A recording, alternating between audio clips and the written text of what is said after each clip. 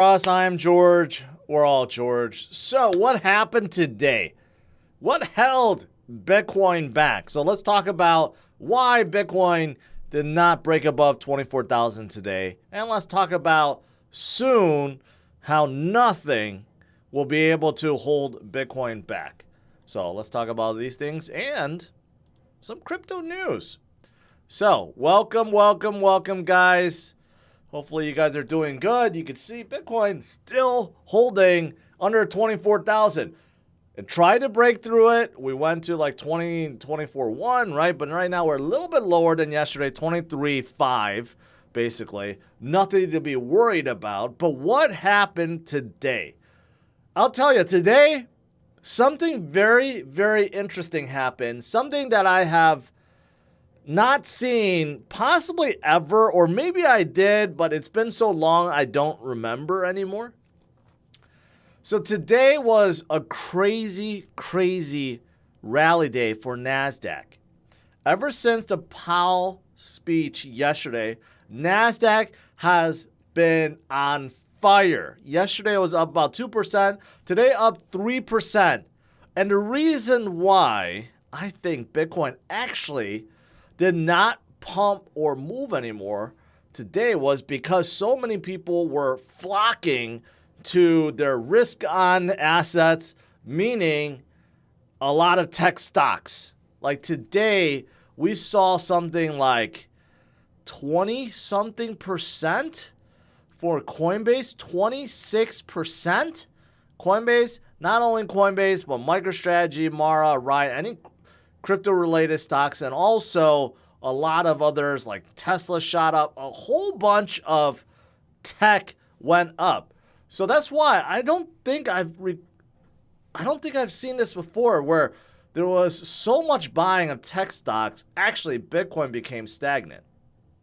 Maybe it has happened, but I don't remember it. But unfortunately, after hours, we got some earnings. Apple actually reported a horrible earnings. Largest quarterly revenue drop since 2016. They missed top line, bottom line. iPhone revenue started going down. I mean, that's kind of expected, right? How many people are going to keep buying new iPhones every single quarter? Mac revenue went down. iPad revenue actually went up. That's the only one. But everything else went down. And Tim Cook blames it on a couple things. Macro conditions, the strength of the dollar, which means other countries and other citizens are not buying as much, right? Supply chain issues, and overall blames it on, a little bit of recession, okay? And it's not just them. Google also reported, and they did not do any better. They also miss on earnings and revenue, and YouTube revenue also falls short. Amazon also reported. They did beat revenue, but their guidance going forward is light, kind of like Microsoft. Microsoft had good earnings, but their forecast, their guidance was weak, which scared a lot of people. But anyways, so today, despite the fact we had a huge tech rally, tomorrow maybe not so good because we had some very bad earnings from the biggest players out there. So we'll see. We'll see what happens tomorrow. But I do think this was actually a reason why we did not rally more. Now, some altcoins did very well today, but as for Bitcoin, strangely enough, got held back because of this. But soon, I'm going to make an argument, soon that won't be the case.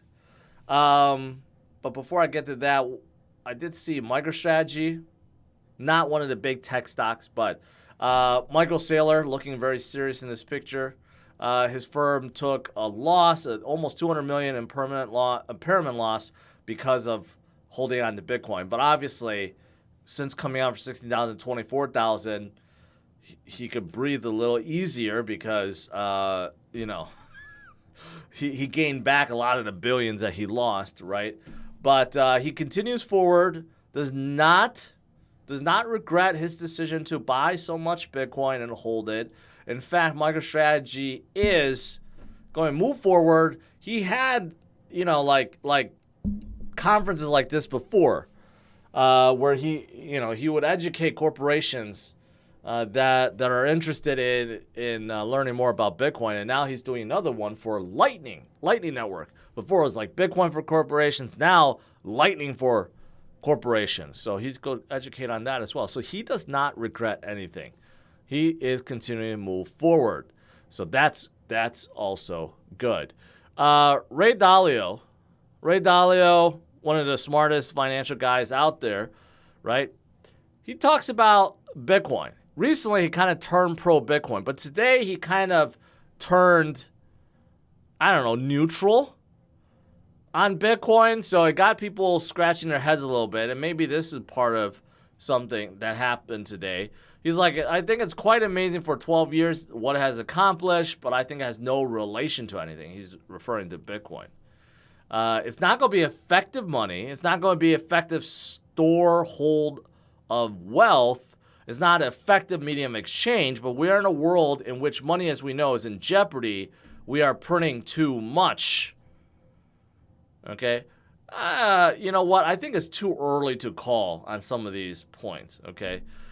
Too early to be effective store of wealth. I think it's way too early to call that, because soon, when Bitcoin completely decouples from everything that I've been saying, and it is now worth $1 million each or beyond, it's going to be a really good store of wealth, okay? We're just not quite there. As an effective medium exchange, well, with the help of Lightning Network, it could possibly grow to a really effective medium exchange, and that's why we have apps like Strike that's utilizing the Lightning Network for instant settlements and almost feeless settlements as well.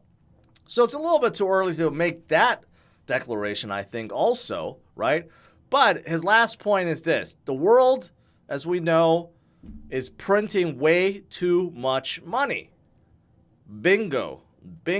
That's why Bitcoin is important. That's why Bitcoin exists, right? And soon, as it gets bigger and bigger and bigger, and more people realize that they should opt out of shenanigans and opt out of inflation and opt out of everything else that's happening, well, that's when Bitcoin becomes all these things, right? So, Ray Dalio is a little neutral today on Bitcoin for whatever reason. But, hey, Rich Dad Poor Dad author Robert Kiyosaki still says Bitcoin is one of the hottest subjects on earth because money is fake. Again, our governments are printing too much money. And he goes on and says, this whole system is fake. I've been saying it for years.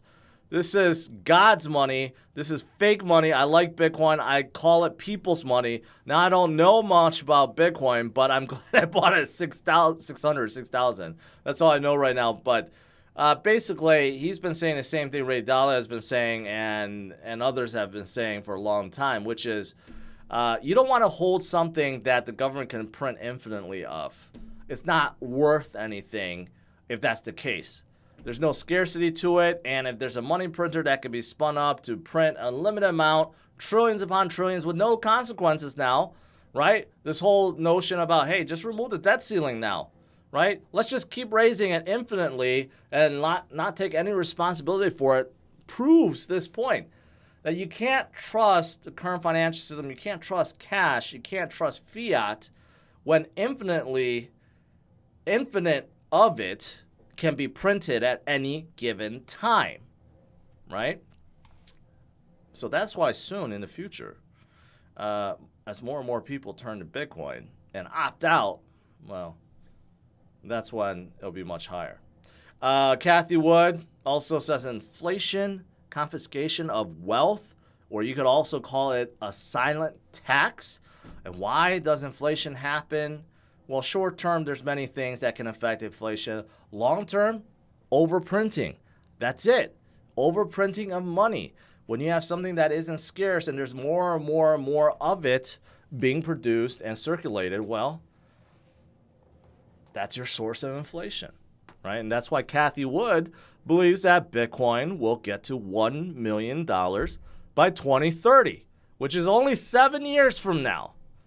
7 years. Not too Not too far off from where we are now. But as for some other stuff that's, that's kind of pinpointing where we are right now in Bitcoin cycle. Well, here's one, the TD sequential bull market. Basically, just, it's a fancy way to measure a lot of greens and reds, but primarily it identifies the start of bull market and end of bear markets, right? And it's looking pretty good. It's looking pretty good. We had many months, 13 months of down, and now we're flipping up into the green, right? So does that mean we're at the end of bear market? And now we are recovering. Now we're in full recovery mode heading into the next bull market. I'd say this chart makes a case for that. It definitely fits the bill, right? Along with many other charts I've been looking at. Here's one that just points out all of them. 8 on-chain indicators that signal the bull market is here, right? Bitcoin is above the 200 daily moving average and above the realized price. Both of these are considered like the ultimate kind of on-chain metrics that traders and investors look at. Both of these are very, very positive. Then you have new addresses. Of course, that's important. Number of people coming into the space. Fee revenue momentum. Not quite sure about that one, but still, both are positive, so that's pretty good. Also, profitability.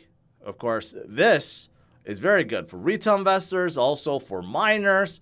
Everyone is starting to make some money. BTC balance has moved in favor of the holders, from short-term holders to long-term holders, right?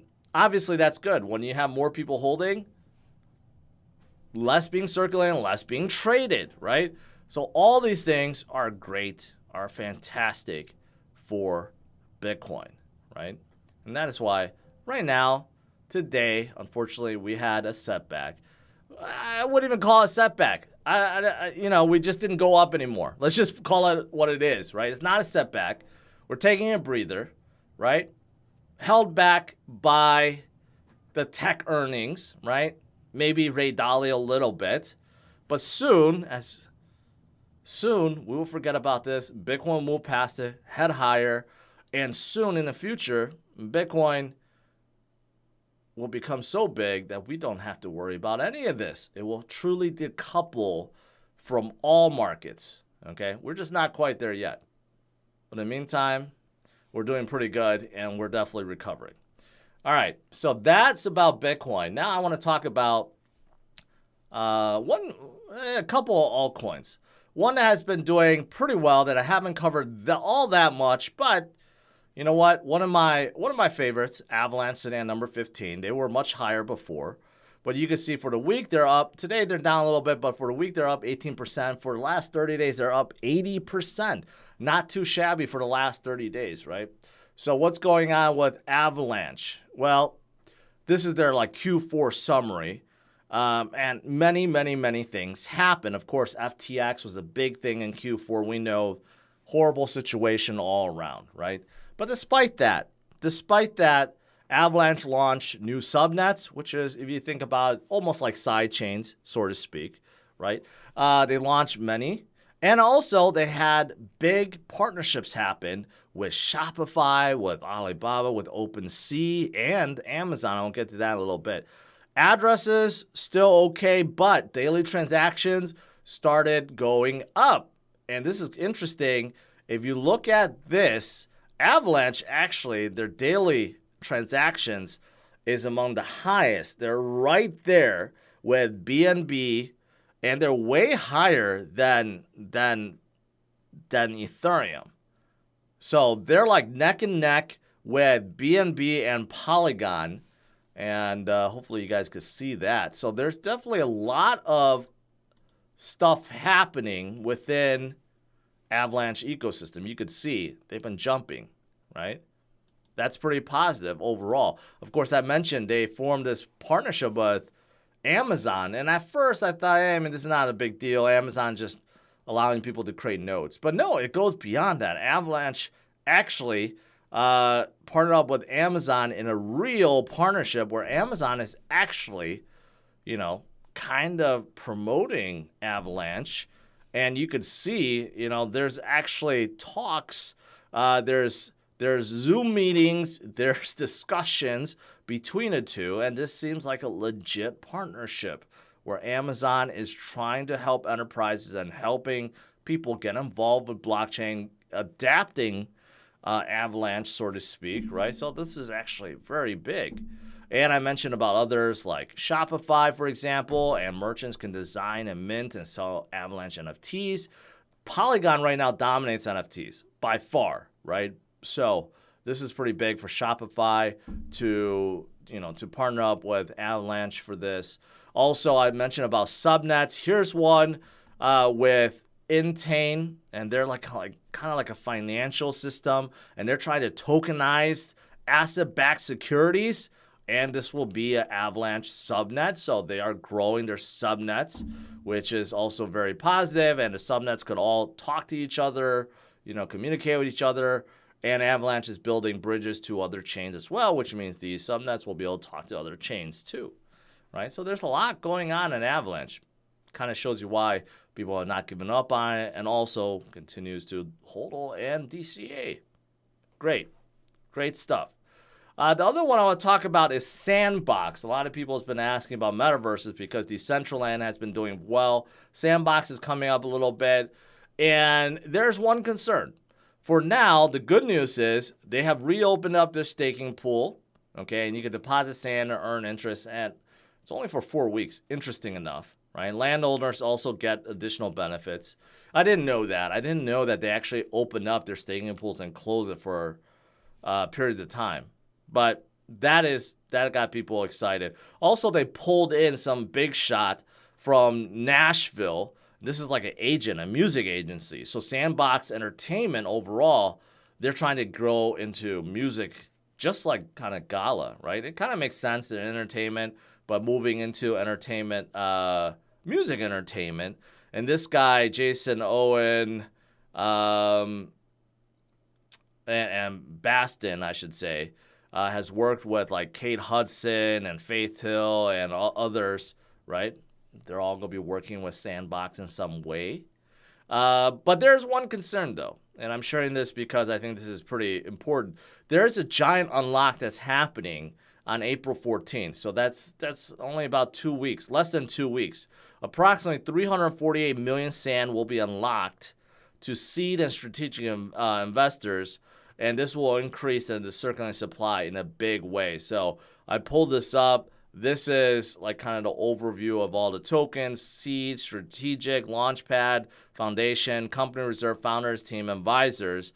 And the 30th month, which is coming up, 1/5 of the number of tokens given to seed and strategic investors will be unlocked, which is quite a lot. And also the founders, team, advisors will get unlocked 1/8 of their tokens. So there will be quite a big unlock with SAND tokens. And last time this happened, I do believe they went down a little bit. But overall, it's not the end of the world if they continue to execute, continue to bring more users aboard to their metaverse and maybe to their music endeavors. I mean, it'll overshadow this. But I did want to give you guys a heads up on this, which is coming in a couple weeks. All right, that is pretty much it. You know what? Overall, I noticed that today, Bitcoin dominance went down a little bit. I don't know if you guys have been paying attention. Bitcoin dominance has been pretty high recently. It got as high as 42.4%. I think it may be even a little higher than that, but it came down a little bit. Overall, market cap barely moved. So I don't want you guys to think, oh, today we crashed or we did this or that. No, we didn't. We barely moved from a day ago, right? We just didn't move and break new highs, but it's just a matter of time. So stay strong, my friends. All right, let's do some Q&A.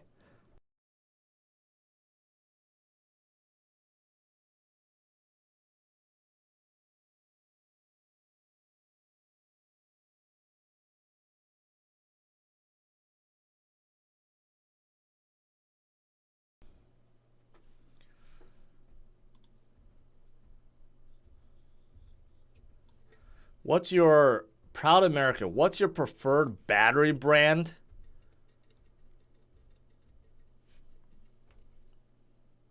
I have no idea. I don't pay attention to that. Oh, I just noticed I have a big grammar error in my title. Sorry about that. I was in a rush. I just fixed it.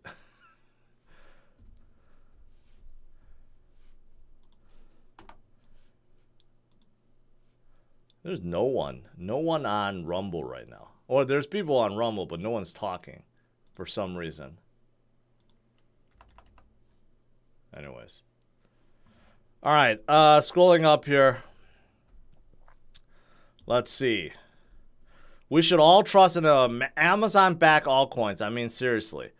I don't know. I think you're trying to make it seem like it's evil or something. Like somehow if Amazon partner up with them, that it's horrible. Okay, here's the reality. When we have major tech players like Amazon, okay, or Google or Microsoft or Apple, if they're getting involved with blockchain, first of all, it's great for the industry. And second of all, they're tech giants. They bring a lot of attention, legitimacy to the space. So let's not try to poo-poo that like what you're trying to do, Sputnik.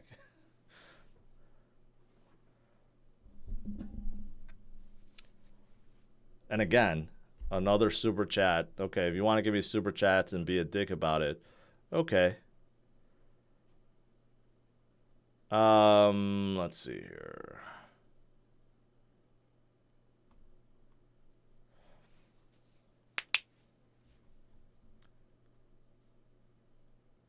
Isn't render and IPC pretty much the same? From Jack, no. They're not close to being the same. IPC is a layer 1. Render is a project that allows you to borrow GPU space or GPU processing from users. So they're completely different. And Render is also on top of Ethereum right now.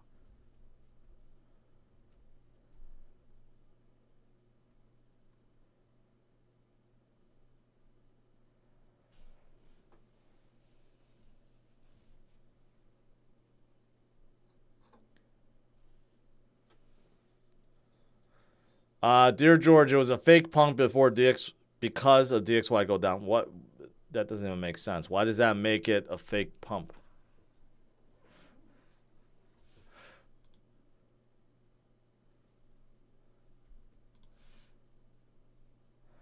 Thoughts on Scale Network? To be honest, I don't have much thoughts about Scale.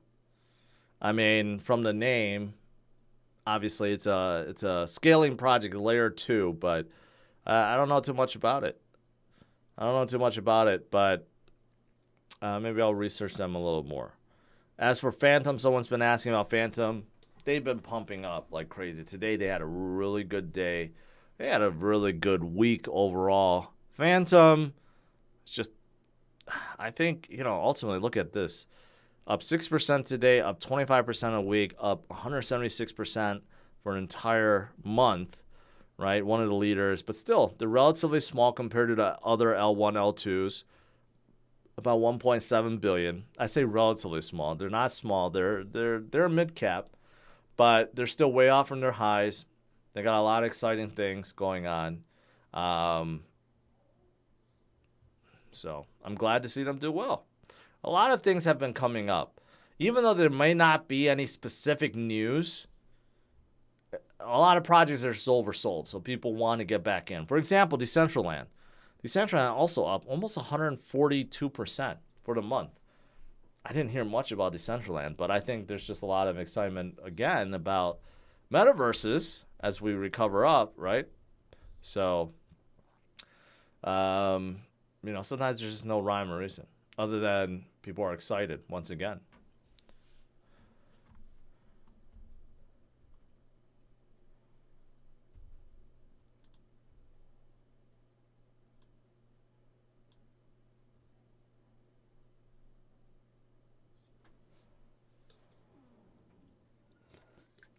Why are you so negative about Luna Classic? Are you serious? because I lost a crazy amount of money and so did a lot of other people. No one is supporting it. CZ is not supporting it.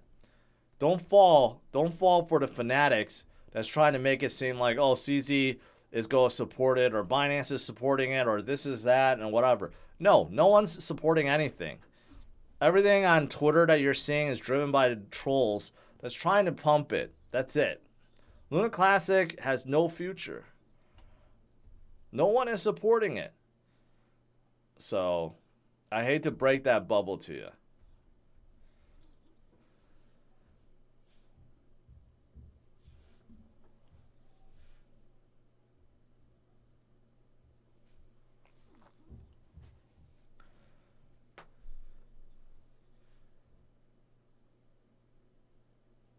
George, be a lot more negative. I need FUD to give me some opportunity.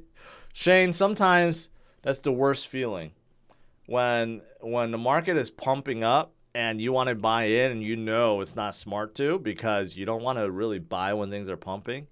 Yeah, I get it. But we've been down for 13 months. 13 months. You had plenty of time to DCA. I'm not saying that there's no more time. There's still plenty of time to DCA, even as we're recovering. But, we had 13 months of down.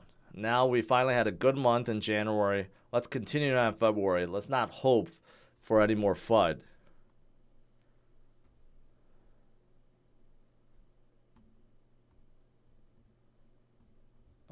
Let's see. Jeez, I must have missed a lot here. Hold on here. Have you seen VV's rebrand recently? Thoughts? No, I have not actually. I had no idea they had to rebrand. Why would they need to rebrand? No idea.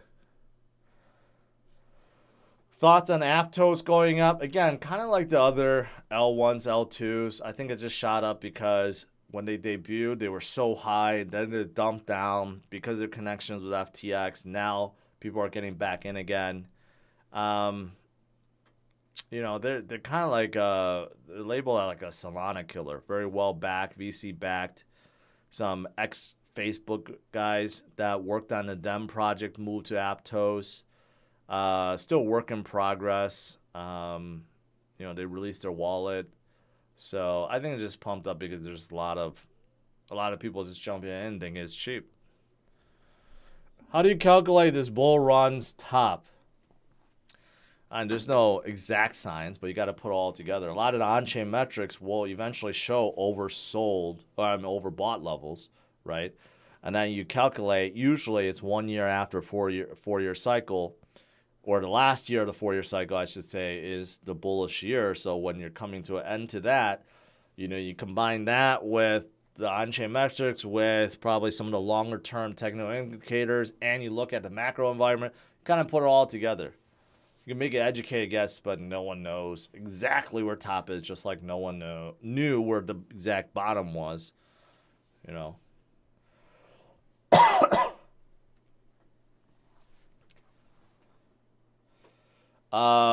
do you think the bull market and next halving? What? What did you know, man? When do you think the next bull market is going to start? Well, technically speaking, we started already. Technically speaking, we're out of the bear market. According to this, that means we're in the bull market. We started the next one, right? Right now, I would say we're in recovery mode, just recovering back to our previous high. But we're not going to break out of our previous high until probably sometime in 2024. But we can make a tremendous recovery this year for sure.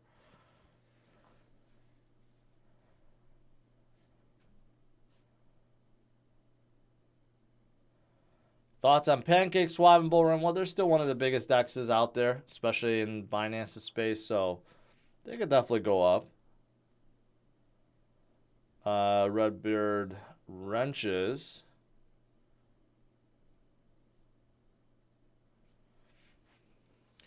If you would like to add a token to your portfolio, which one would it be? I don't know, because I would have added already.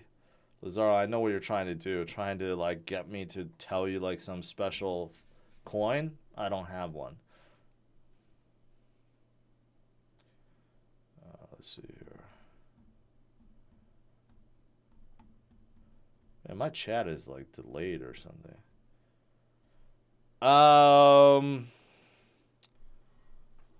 Charizard says, to partner, just bought my fiance a 2021 Acura RDX. Thoughts on Acura? Also, thoughts on Mass Network. Random, I know. I'm not a big fan of Acura. I think Hondas are so good now, it's almost pointless to buy Acura. The RDX is a fine SUV. I've tested it before. A little bit small. The transmission kind of sucks when it's cold out, but it's a fine SUV. But overall, not bullish on Acuras at all. And Mass Network, not bullish on them either. They're kind of like the privacy space. They merge with some other network. You know, basically they're in the privacy space, and overall, I'm not a big fan.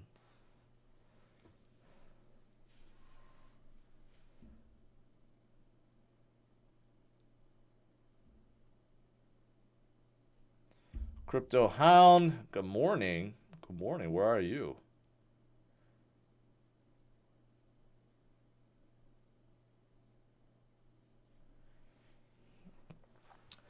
Gamer C, the next 1,000 gem. What do you say? I say I have no idea. No idea about that. Cactus Jack, thoughts on Hedera? I'm neutral. I've always been neutral on Hedera. They have made strides to alleviate some of my concerns, but as far as I know, they still don't have smart contracts going. I think that's a big deal. So that means they have no DeFi, they don't have TVL, they don't have any of that. So kind of just like neutral.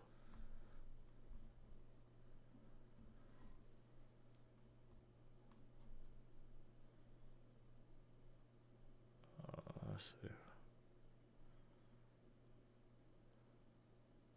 Jose, yes. Yes, I am. Very proud of that.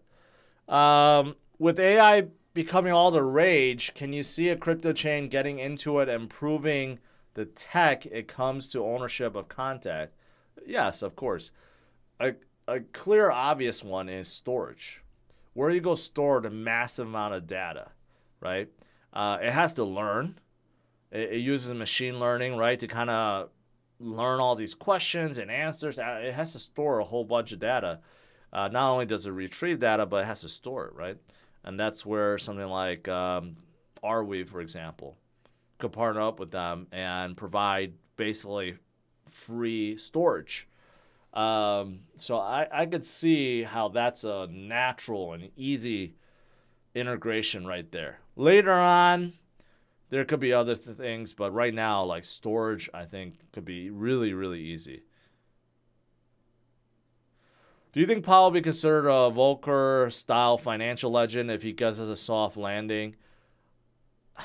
I don't know. I think Powell has it easy because we're in a recession, unlike previous recessions. So we're in a recession where there's still a boatload of money because of what the Fed and the Treasury, what they've done over the years with the unlimited money printing, where they just distributed and forgave like $6 trillion. That has never happened before, ever, right? So he has the benefit of that. So the U.S. economy is still strong. And inflation was also artificially inflated due to supply chain issues and energy issues so high.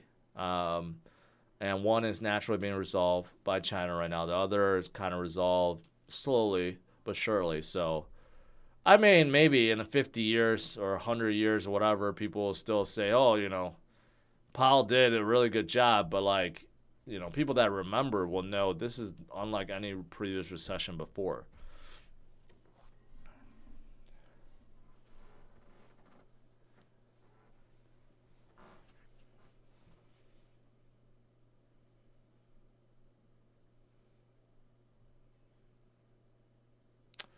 I want to buy EV next year. Never want to deal with scamming mechanics again or expensive car maintenance. Well, I mean, just keep in mind, EVs, they have less maintenance, but still, they're not perfect. They also break down, and there's not a lot of mechanic shops that actually deal with EVs. So keep that in mind. Jose, keep at it. It's a great feeling. Don't let it get to your head, though. Still stay humble. Yeah.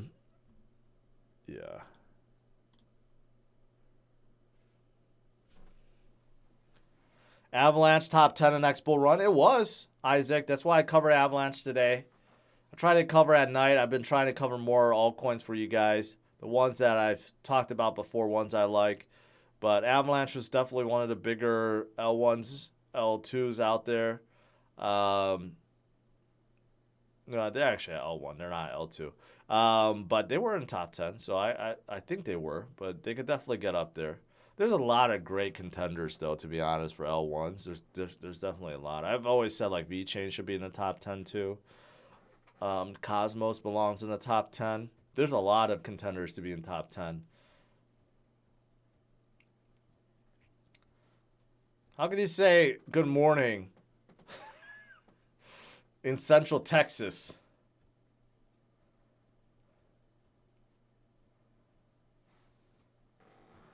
Well, Lazaro, I appreciate that, but don't follow it to a T. You got to find your own path. Everyone is different, right? So you got to find your own path.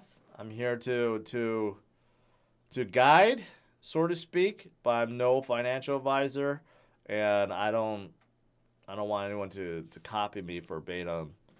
But hopefully you guys are learning a thing or two about crypto and about financial markets and everything else.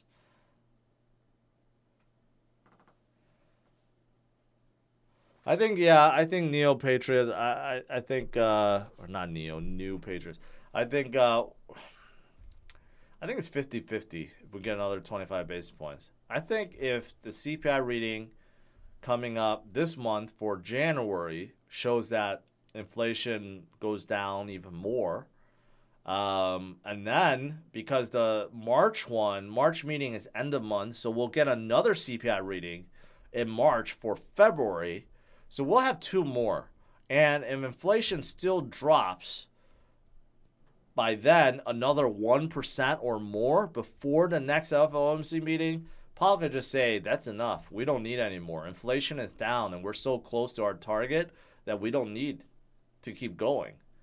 He basically hinted that this time. He's like, we need to reevaluate, right? The previous target was 5% for the Fed fund rate. And people asked him, well, do you think that's still, a good goal or whatever? And he's like, well, we'll have to reevaluate it in March. So we'll see. We'll see.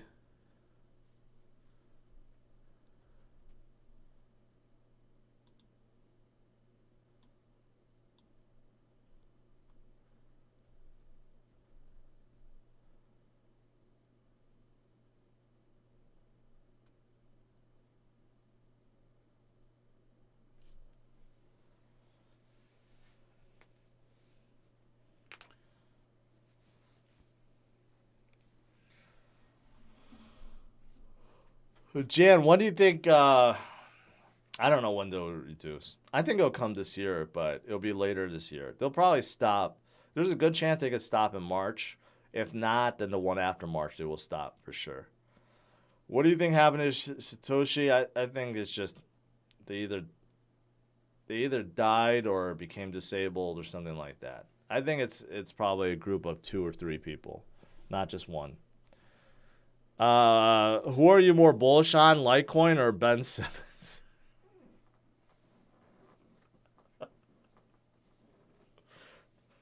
I don't know how to answer that. I guess I'll have to say No, I'm sorry. I guess I'll have to say Litecoin. Do you think Quant is a sleeping giant? No, I don't. They're B2B.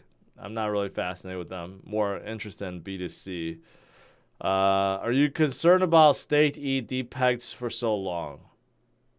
No, not really. People volunteered for it.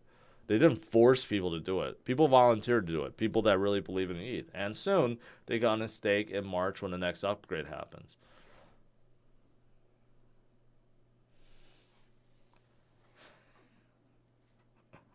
I can't be bullish on Ben Simmons. I can't. There's nothing good I could say about Ben Simmons. Demons got to him. Jess Neal, yes. I haven't DCA'd into him for a while, but I hold on some VeChain. Show us some love on Twitch. I've been watching it. I don't see a whole lot of activity happening.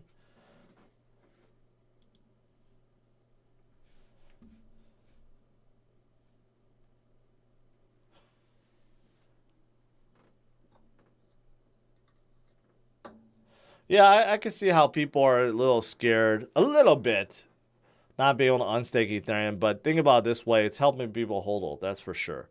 And ETH has become deflationary, which is awesome. But once they unstake, they allow people to unstake. Depending on the market, if we're still in recovery mode and we're going up, no one is going to sell their Ethereum. But recently, it has been stagnant. It's been a little bit behind Bitcoin. So that's kind of interesting. But once Ethereum starts moving, it starts moving in a big, big way. Let's see where they are right now in terms of supply chain. Negative 7,657 ETH since switching to proof of stake.